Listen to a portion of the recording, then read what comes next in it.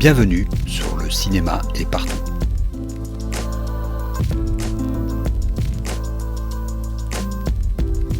Un podcast sur l'industrie du cinéma et ses évolutions.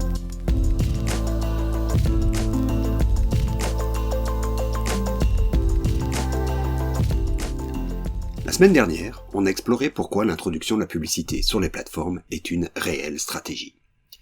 Cette semaine, on va essayer d'imaginer quelles peuvent être les conséquences d'une telle stratégie. Pour cela, interrogeons-nous d'abord sur ce que sera la publicité sur ces plateformes. Les plateformes, Disney+, Netflix, Amazon, HBO Max, sont à la croisée de deux mondes. Pour la plupart d'entre elles, elles sont issues du vieux monde, celui de la production et de la distribution audiovisuelle classique. Avant d'être des streamers, elles ont été des producteurs de films, d'émissions de télé, des câblo-distributeurs, des distributeurs de DVD. Et pour Amazon, seule exception à la liste, des distributeurs de produits culturels physiques. D'abord des livres, puis des DVD. Aucune donc n'a dans ses gènes d'être une entreprise technologique, comme peuvent l'être Microsoft, Google ou Meta. Ce sont des entreprises qui se servent de la technologie pour étendre leur business model. Quelle différence cela fait-il ? La différence, elle est dans ce que certains marketeurs anglo-saxons appellent la Lean Back Experience et la Lean Forward Experience. La Lean Forward Experience, c'est celle des entreprises technologiques. L'usage même de la technologie y est central. On utilise une OS ou une suite d'outils bureautiques de Microsoft, on cherche des réponses via Google, on cherche des infos sur nos proches et les sujets qui nous intéressent dans les outils Meta. L'intention est l'outil. Ce n'est pas ce qu'on y cherche qui importe, mais la manière dont on les trouve. Et l'utilisateur doit s'impliquer dans l'utilisation de l'outil. Dans la Lean Back Experience, ce n'est pas l'outil qui compte, c'est le contenu qu'il charrie. Netflix, Disney+, ou HBO Max n'ont aucune valeur sans leur catalogue. Un nombre déjà incalculable de plateformes se sont effondrées sur cette méconception. La technologie qui sous-tend le service n'a aucune valeur. Seul le catalogue compte. Ici, la technologie s'efface toujours et a même vocation à être la plus invisible possible. Le but final est la consommation, avec le moins de friction possible des contenus qu'elle propose. L'important ici est de consommer ce qu'on cherche, peu importe la manière dont cela nous arrive. Pour le spectateur, l'expérience optimale est quand il oublie l'outil. C'est une relation passive. Or, ce n'est pas la même chose de servir une publicité à une personne qui est dans une posture active qu'à une personne en posture passive. Qu'on s'entende bien, c'est toujours la même nuisance. Quelque chose vient s'intercaler entre lui et l'information qu'il vient chercher. Dans une relation active, lean forward, celle des réseaux sociaux en gros, il faut capter l'attention et la détourner suffisamment longtemps de son intention initiale. L'amener à arrêter de scroller, à ne pas cliquer sur le bouton Skip Ad. Il faut être agressif, convaincant en quelques mots, en une image, en 5 secondes de vidéo. Il faut être en relation directe avec un besoin supposé de la cible. Dans une relation passive, lean back, on a déjà l'attention. Le spectateur est déjà dans une posture de consommation. Inutile de détourner son attention. On est déjà devant un cerveau disponible, comme disait l'autre. Ça ne veut pas dire qu'il ne faut rien faire. Cette disponibilité, il faut la mériter. Servir des messages qui apportent de la valeur à chaque spectateur. C'est là que la pub sur les plateformes va changer la donne.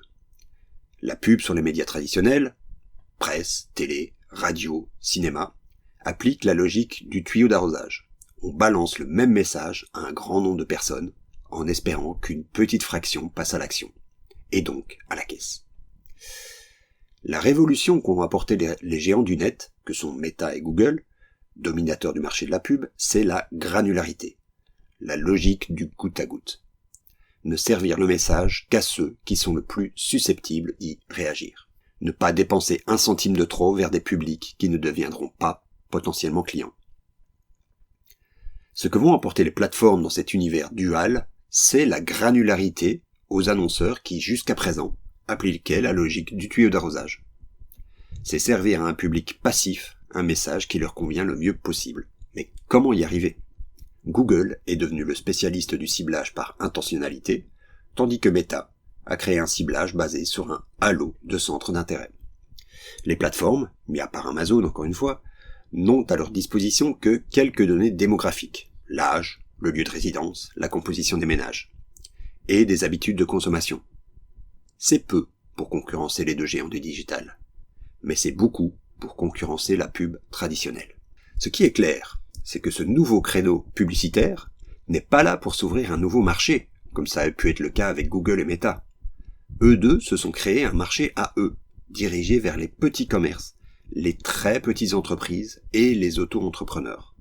Netflix et consorts veulent grignoter une part du marché déjà existante, celle de la pub plus haut de gamme, celle des télés nationales, de la presse, voire de la publicité out of home, l'affichage de rue entre autres. Je ne dis pas que YouTube ne verra pas une partie de ses revenus chuter, mais on ne verra sans doute pas sur Netflix ou Disney+, les pubs de coach d'hiver, faites à l'iPhone au volant d'une voiture de luxe de location. Voilà, évidemment, le vrai risque. C'est dans la manne publicitaire existante que viennent taper les nouveaux entrants. Celle de médias impliqués à des degrés divers dans le processus de production de nos créations, ou de médias qui en sont les relais de promotion habituels. Or, ces médias sont déjà affaiblis par la baisse des recettes publicitaires et par des choix politiques, comme c'est le cas en France avec l'abandon de la redevance par exemple. Mais encore par une concurrence de plus en plus accrue avec des concurrents étrangers, comme le fait TF1 chez nous par exemple. On peut se dire que la manne passe simplement d'une main à l'autre et que les pertes des uns font les recettes des autres. Netflix et consorts produiront plus de produits locaux. Mais est-ce que ce sera vraiment le cas ? Si vous avez déjà fait de la publicité sur Facebook ou sur YouTube par exemple, vous savez que les factures vous viennent tout droit d'Irlande, du Luxembourg ou de tout autre pays à la fiscalité avantageuse. Il n'y a aucune raison qu'il n'en soit pas de même des nouvelles régies publicitaires de Microsoft Netflix ou de Disney. Dans ces conditions, comment calculer la manne publicitaire captée par les plateformes ? Comment la calculer dans les recettes nationales ?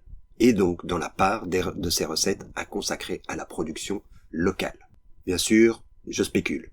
Il est très difficile de savoir avec précision comment le marché publicitaire va évoluer. Et d'autres facteurs entrent en jeu. De nouvelles législations voient le jour pour augmenter la transparence des plateformes et garantir une concurrence saine. Qui plus est, notre petit pays est peut-être, paradoxalement, plus à l'abri de ces remous que des nations au système de production plus structuré, comme la France ou l'Espagne. Il n'empêche que le pouvoir de déstabilisation de cette nouvelle donne est bien réel, et qu'il faudra au moins la prendre en compte. À la semaine prochaine.